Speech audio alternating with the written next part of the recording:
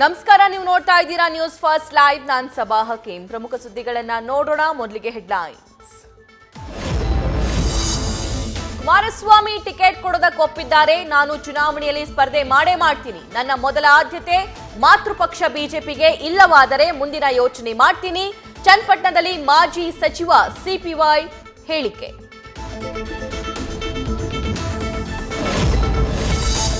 CM ಪತ್ನಿ ಬರೆದ ಪತ್ರದಲ್ಲಿ ವೈಟ್ನರ್ ಬಳಕೆ ವಿವಾದ. ದಾಖಲೆ ತಿದ್ದುವಂತಹ ಪರಿಸ್ಥಿತಿ ಬಂದಿಲ್ಲ. ಅಂತಹ ನೀಚ ಕೆಲಸಕ್ಕೆ ನಾವು ಯಾರೂ ಇಳಿದಿಲ್ಲ. ನಗರಾಭಿವೃದ್ಧಿ ಸಚಿವ Byrathi Suresh statement.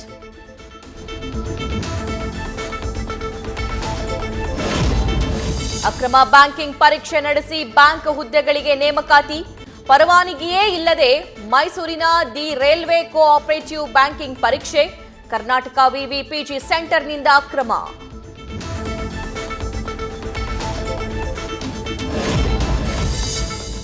Rowdy sheeter open ಮಾಡ್ತೀವಿ ಅಂದ್ರೂ ಡೋಂಟ್ ಕೇರ್. ಕಳೆದ 3 ತಿಂಗಳಲ್ಲಿ ಬೆಂಗಳೂರಲ್ಲಿ 9 ರೋಡ್ ರೇಸ್ ಕೇಸ್. ಸರಿಯಾದ ಮಾಹಿತಿ ಸಿಗದೆ ಆರೋಪಿಗಳನ್ನು ಬಂಧಿಸಲು ಪೊಲೀಸರ ಹರಸಾಹಸ.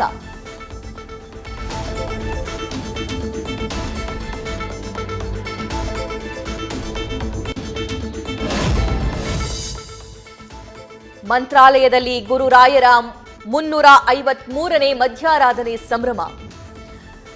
ರಾಘವೇಂದ್ರ ಸ್ವಾಮಿ ಮಹೋತ್ಸವದಲ್ಲಿ ಪಾಲ್ಗೊಂಡ ನಟ, ರಾಜ್ಯಸಭಾ ಸದಸ್ಯ ಜಗ್ಗೇಶ್.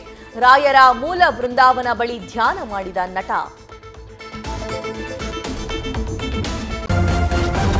ನ್ಯೂಸ್ ಫಸ್ಟ್, ನಿರ್ಭೀತಿಯಿಂದ ನಿಮ್ಮ ಪರವಾಗಿ.